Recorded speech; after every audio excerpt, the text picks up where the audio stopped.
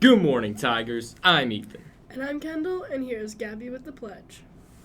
Please stand for the pledge. I Pledge allegiance to the flag of the United States of America and to the republic for which it stands, one nation, under God, indivisible, with liberty and justice for all.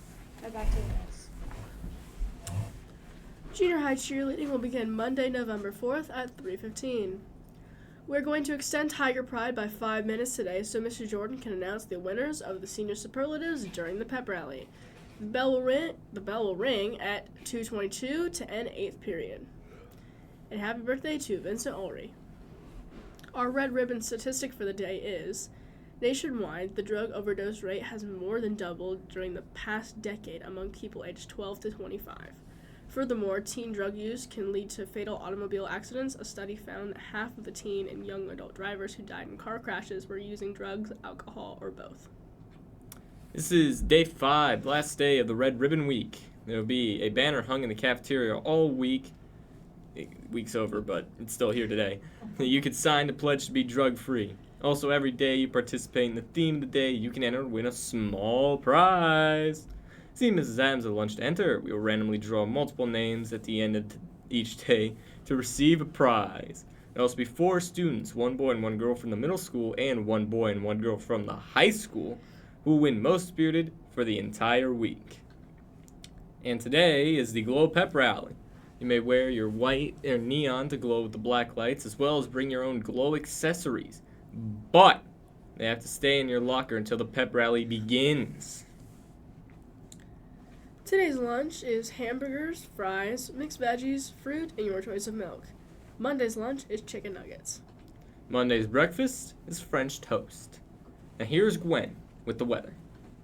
Today will be a little less cloudy with a high of 55. Tonight will be mostly clear with a low of 34. And on Saturday it'll be sunny with a high of 59. Back to the desk. And here's Jace with the event calendar.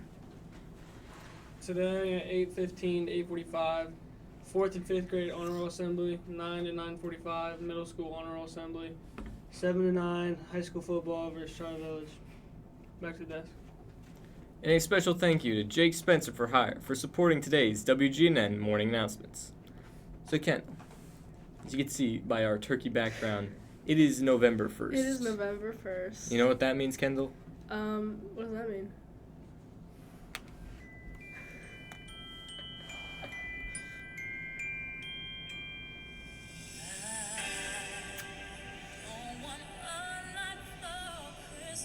It's too early. It's No, too it early isn't. for the Christmas music. I retract not. my previous statement. November 1st My to birthday. January 22nd. That's My birthday's Christmas. in 19 days. I love November.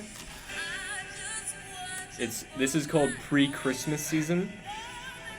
November is pre-Christmas. December is Christmas. Fair, fair. This takes a while to get to the good part. We're just gonna cut it off there. I'm not waiting anymore. Thank you for joining us. Stay tuned for a couple of videos. Great. Can you tell me about the FFA convention? Yeah, it's just like a convention where they got like an expo, and we go to the opening session, we go tours and do some other fun stuff along the way to get there. It's over in Indianapolis. What was your favorite part about the convention? Probably the opening session. I like getting up early and going to watch the speaker and all the opening sessions that they do to announce the new officers and the band and everything. All right, one question about FFA. So how would you describe to someone who is thinking about FFA, what were some of the benefits? I would definitely try FFA, at least your freshman year, if not all the years. You do a lot of trips, so it gets you out of a lot of school. You get the opportunity for a lot more stuff in the FFA than you would just not being in it. All right, thanks, Drake. Jace Turner. Jace, how was the National FA Convention? It was really good. I had a lot of fun. I got to see a lot of cool things, and I'm really glad I got to go. What was your favorite part? I really liked that I got to talk with a lot of businesses, colleges that are involved in agriculture, just because that's what I want to go into at the Expo Center. I also really liked seeing different things. There was a lot of equipment for agriculture there, and different things I haven't seen before that shows different parts of agriculture that's not around here. Can you explain to me why younger kids and underclassmen should take ag? I think ag is a great class because it's not just about farming. It teaches life skills and different things such as like working on small engines, which you might need one day when you graduate and you're just, once you get a house or whatever when you're older. I think that it teaches you good skills. That way you can do the little jobs when you're older. All right, thank you, Jason. All right, Mila, how was the FFA convention? It was fun. Everyone that's in the FFA should come. What was your favorite part about the convention? We went to a new place this year. We went to a place that had mini golf and arcades and a racing strip. So how does the FFA help with someone's career? We get to go to a lot of leadership nights and different opportunities. Like when we go to Sunrise, they have different scholarships and like internships. And then once you get your degrees and stuff, that looks good on an application if you're going for an agricultural career. All right, thanks, Mila. This is what's left of the Guerin Creek community. We're getting an up-close look at the destruction that this flooding caused here in this part of the state. It's truly unimaginable.